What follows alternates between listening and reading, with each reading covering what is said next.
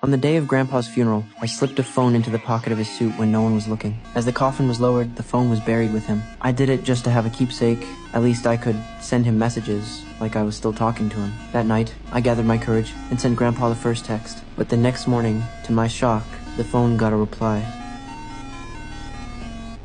I ran to tell my dad, saying Grandpa might not actually be dead. We had to open the coffin and check. But Dad just shook his head and said I was crazy. He reminded me that the coroner had already done an autopsy to determine the cause of death. They even removed Grandpa's heart. There was no way he was still alive. As for the text, Dad thought the phone might have been hacked, but I knew that was impossible. The message used a special letter code, something only Grandpa and I knew. No outsider could have understood it. Unable to convince Dad, I went to the cemetery alone. I called the phone buried in the coffin. It rang for a long time, but no one answered. If he was really alive and could text, why wouldn't he pick up? The matter went unresolved, and life slowly returned to normal. I pushed it all to the back of my mind, until one day, at the school dance, I finally worked up the nerve to ask a girl in class to dance.